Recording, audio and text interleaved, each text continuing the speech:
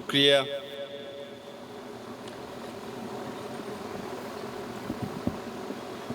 इंद्रेश कुमार जी, मनोज तिवारी जी, हरजीत सिंह जी और खिरेमी जी, डॉक्टर मोहन लाल जी, रुद्रा पंडियल जी और पेमोंगियल ला, सबको आज मेरा हिंदी उतना अच्छा नहीं है पहले से। भारत तिब्बत सहयोग मंच का 20 साल होने के दिन में मैं तिब्बती की तरफ से सबको नमस्कार और हार्दिक शुक्रिया अदा कहना चाहता हूँ, क्योंकि 5 मई 1999 में परम पावन दलाई लामा जी और राष्ट्रीय स्वयंसेवक संघ का सरसंघ चालक श्री सुदर्शन जी के आशीर्वाद से आदरणीय श्री इंद्रेश कुमार जी ने भारत तिब्बत सहयोग मंच शुरू किया।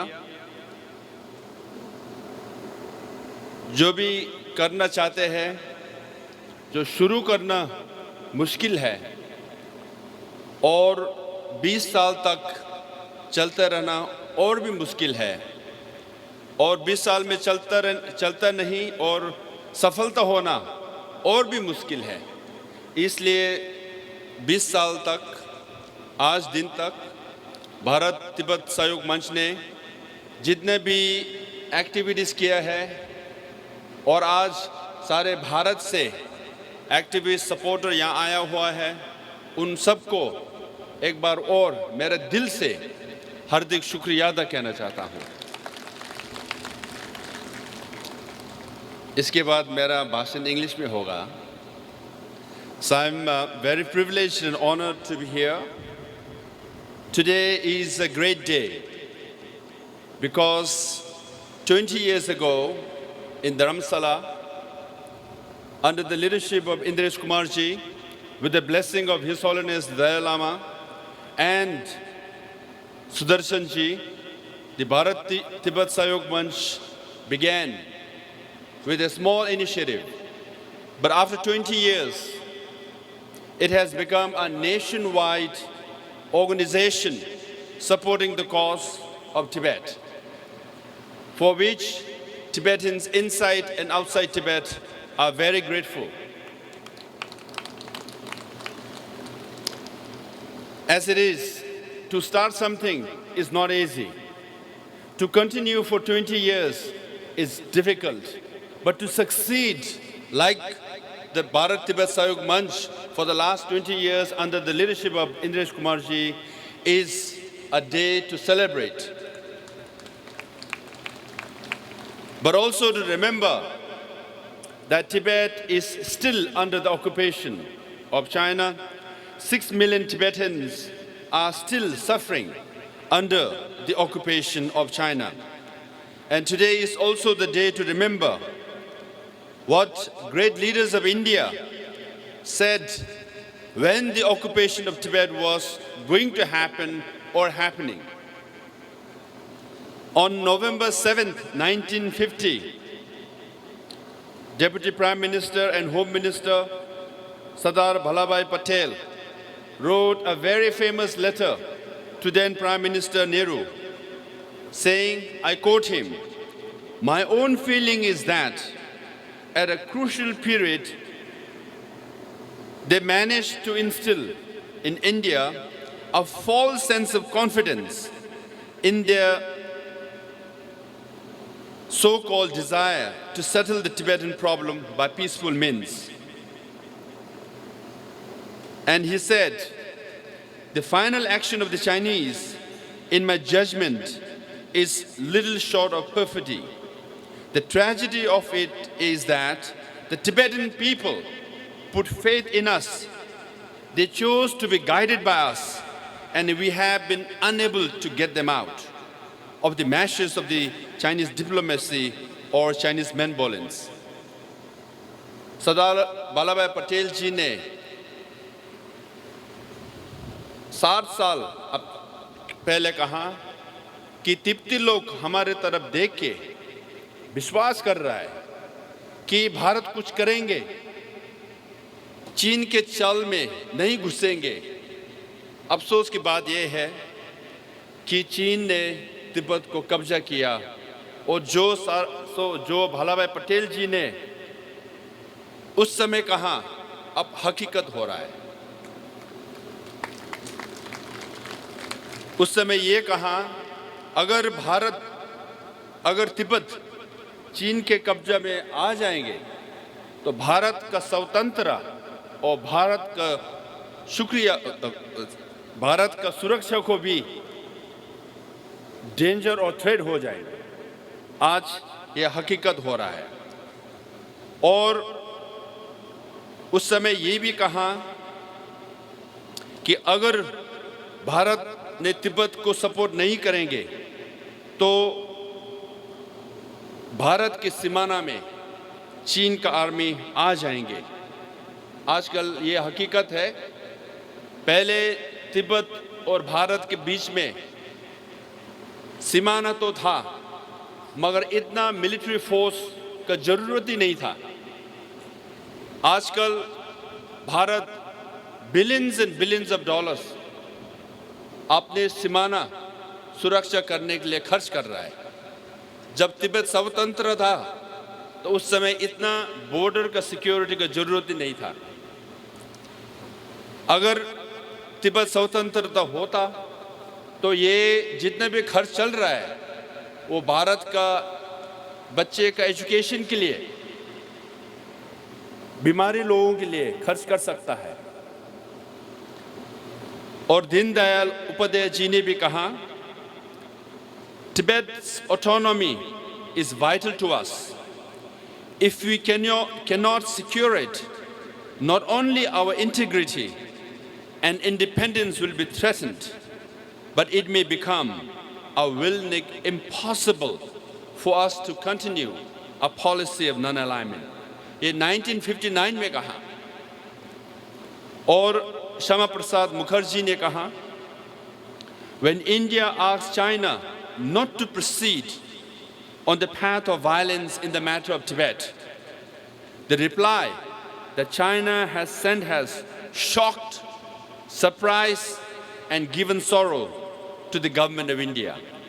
श्यामा प्रसाद मुखर्जी ने 1950 में कहा, भारत ने चीन को अनुरोध किया कि तिब्बत के ऊपर हिंसा नहीं होना चाहिए, मगर चीन का जवाब हिंसा से ही हुआ और ये भारत देश और भारतीय जनता को बहुत दुख हुआ। इसलिए आप 60 साल में तिब्बत का जितना भी मंदिर है, 98% अब जितना भी मंदिर है उनको तोड़ दिया। 99.9% जितने भी लामास है, जितने भी नन्स है, वो बुद्धिज्म धर्म को प्रैक्टिस करता है, उनको मना कर दिया। तो इसलिए आज हम तिब्बत और कैलाश मानसरोवर मुक्त होने का बात कर रहा है, क्योंकि जब कम्युनिस्ट चीन ने तिब्बत को कब्जा किया, करीब 1 मिलियन तिब्बत मर गया। ऐसे गंभीर स्थिति है। आज भी हर साल फ्रीडम हाउस नाम के एक ऑर्गेनाइजेशन है, वो फ्रीडम इंडेक्स पब्लिश करते हैं कि इस देश में कितना फ्रीडम है। 3 साल में फ्रीडम हाउस इंडेक्स में सीरिया को least free region in the whole world कहा है। लीस्ट फ्री रीजन, सब सीरिया के बारे में जानते हैं। आपको मालूम सेकेंड लीस्ट फ्री रीजन कौन है? तिब्बत है। तो कितने लोग जानते हैं कि Tibet is the second least free region in the whole world. आज भी हमारा मंदिर को तोड़ रहा है। लारुंगार नाम का एक मंदिर था, अभी भी है। वहाँ पे करीब 20,000 मंक्स एंड नन्स प्रार्थना करते थे।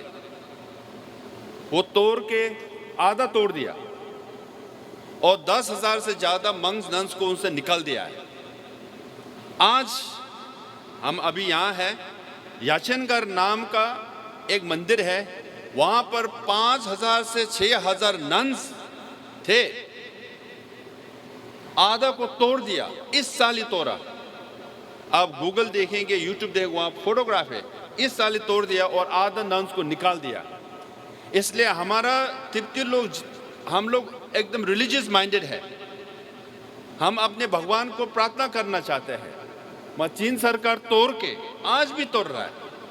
इसलिए फ्रीडम हाउस कहता है कि least free region after Syria Tibet है, और तिब्बत में 153 टिबेटन्स ने बलिदान दिया, वो सेल्फ इमोलेशन किया है, अपने आप को जला दिया। क्यों? तिब्बत में फ्रीडम नहीं है, ह्यूमन राइट्स नहीं है, डेमोक्रेसी नहीं है। इसलिए हमें सारे संसार का सपोर्ट चाहिए, और सबसे ज़्यादा भारत और भारत जनता का सपोर्ट चाहिए।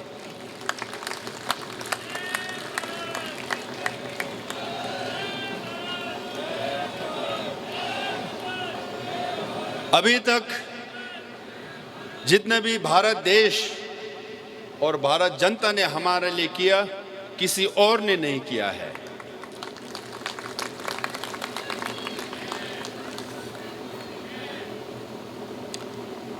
क्योंकि मैं आज, हमारा वैसे धर्मशाला में टिबेटन पार्लियामेंट सेशन चल रहा है, और वहाँ मेरा होना बहुत ज़रूरी है, क्योंकि पार्लियामेंट में they ask lot of question, बहुत सवाल पूछते हैं, तो मैं प्रेसिडेंट होके वहाँ होना बहुत ज़रूरी है। मैं कल शाम को ही दिल्ली आया, अभी 1 घंटे में मेरा फ़्लाइट है, मेरा वापस जाना है, क्योंकि कल सेशन अटेंड करना है। ये इतना इम्पोर्टेंट है कि मैं आज एक दिन निकाल के यहाँ आया हूँ। मगर हम यही कहना चाहता हूँ, आजकल भारत में मेड इन इंडिया करके बहुत चर्चा चल रहा है कि नहीं, मेड इन इंडिया। मगर आपको ये याद रखना चाहिए कि ओरिजिनल मेड इन इंडिया है वो हम है।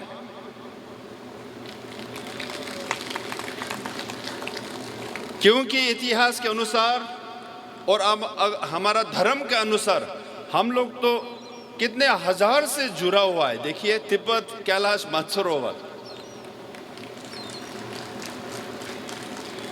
हम तिब्बती लोग भारत में रेफ्यूज मांग के यहाँ रहा है, और शिव भगवान तो कितने हजारों साल से तिब्बत में रेफ्यूज होके रहा है कि नहीं।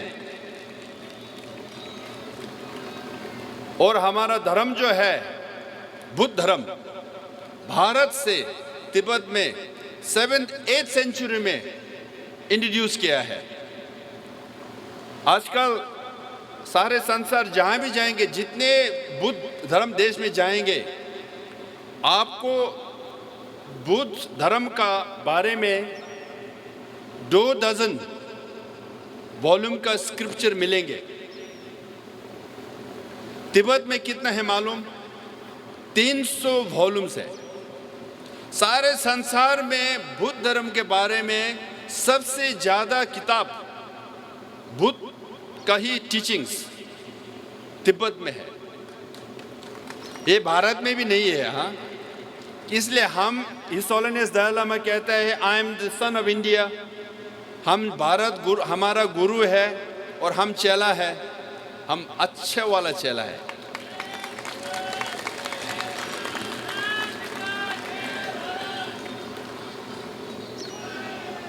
और देखिए, ये 60 साल में हमने डेमोक्रेसी इंट्रोड्यूस किया है, क्योंकि इसलिए हमारा पार्लियामेंट सेशन चल रहा है, हम भी इलेक्टेड प्रेसिडेंट है। डेमोक्रेसी भी हमने भारत से ही कॉपी किया हुआ है, तो हम मेड इन इंडिया हो गया ना। दूसरा, हमारा पढ़ाई जो है, हमारे स्कूल में भारतीय टीचर्स और भारतीय स्टाफ ने कोशिश करके हमें पढ़ाया है कि नहीं। हम तो पैदा भी दार्जिलिंग में हुआ, हम भी भारत का पानी पी के बड़ा हुआ एक प्रेसिडेंट हूं